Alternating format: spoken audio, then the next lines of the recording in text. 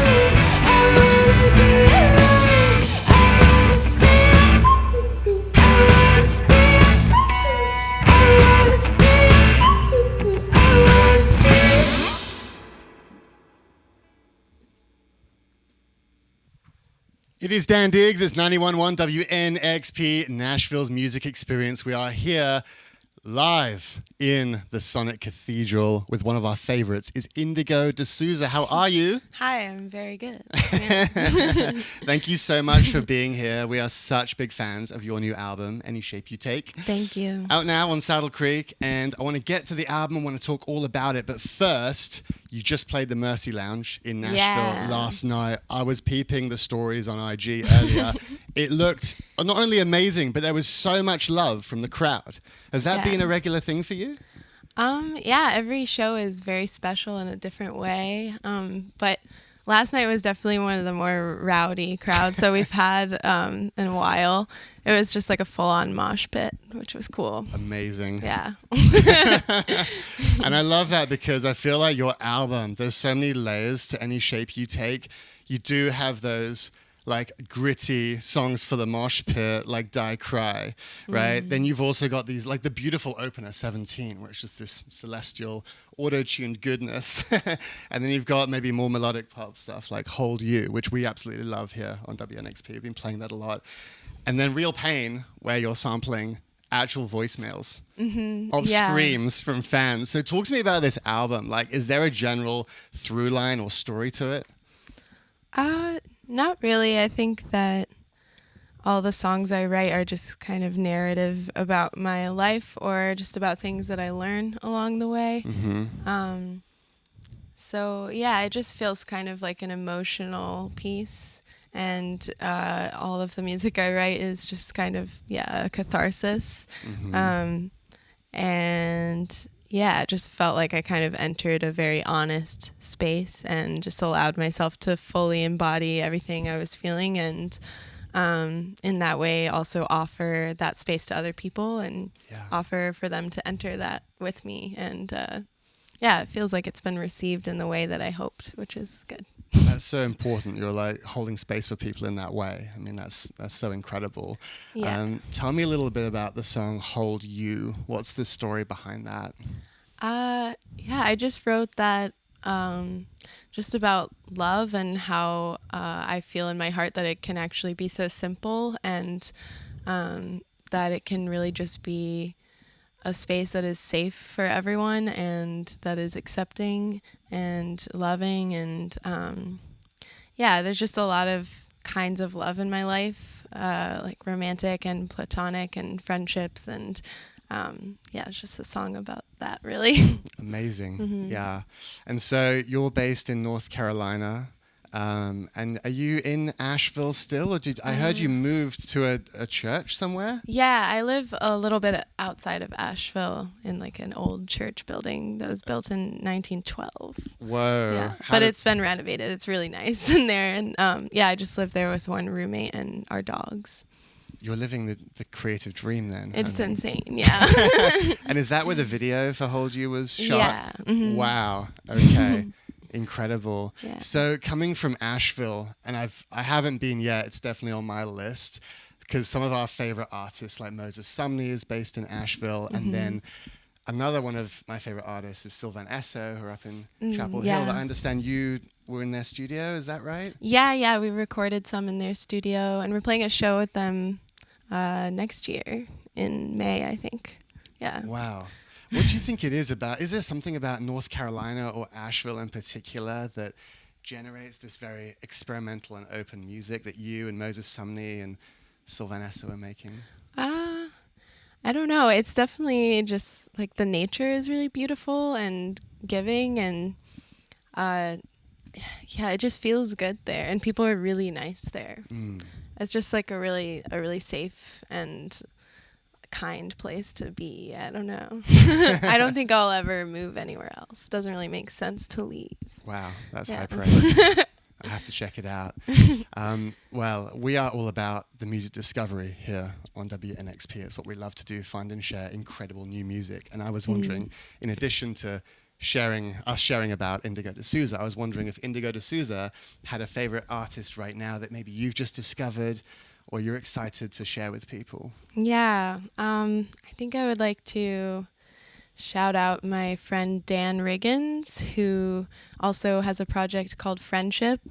And and I think I discovered him about 2 years ago, but we just had him on our tour with us, and it's just wild because I just feel like he deserves many more listeners than he has, and he is just, I think, one of the best songwriters I've ever heard in my life, and it feels like the music is so strong, it should just go down in history forever, and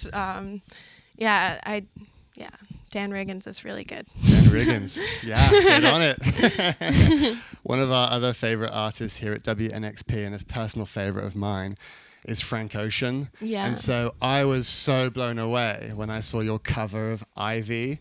It's such a beautiful rendition, and especially the video you did as well, where it's just so raw. How did that come about? That was actually last year. Wow. And then I finally put it on YouTube this year. But it was just, I think, in the beginning of the pandemic, kind of, or midway. And I was just alone in my house and just, was feeling that song, was feeling emotional about that song. So I made a cover of it. Yeah. Mm-hmm. Any other covers that you have stashed away that you might want to bring to the fore? I mean, hey, I know you're wearing a Smashing Pumpkins shirt right now. Yeah. That would be my dream, to hear an Indigo De Souza version of Smashing Pumpkins song. No, I actually really don't do covers that much. I usually am just writing my own music. I don't even know what really compelled me to make the Frank Ocean one. It's really not a usual thing for me, but... Wow. Yeah. Well, we're huge fans of it. We just highlighted it on our New Music Experience show just on cool. Friday. Thank you. And so looking forward to, just hearing more Indigo De Souza music in general. Finally, I just want to talk about the tour that you're on. I know we started by talking about the show last night at the Mercy Lounge here in Nashville. Mm-hmm. But so many, things that happen on tour, it's about those moments, right? That you're so elated, and it's such a weird liminal space you're in, just running through the world and, going to different cities. Is there a particular highlight you've had so far? Because what I get, honestly, from your album is this idea of, like, not sidestepping emotions, but just meeting them head on, like you said, about catharsis. So has there been, like, a moment of joy or elation or any other feeling that you've had that you can identify? I mean, there have been many. Playing in LA was really wild, but I can't say it was really a feeling of joy. I was almost dissociative playing because there were so many people, and I had never played a headline show there before, and it was wild to see that many people show up, but also really touching. I really always love playing in New York City. That always feels like maybe the most magical place to play because it's kind of like a second hometown for me. We had some really good shows there. So. Incredible. Mm-hmm. Well, hey, Indigo De Souza, thank you so much for talking with us. It's been a pleasure, and we're excited for your set today here at the Sonic Cathedral. So thank you. Thank you.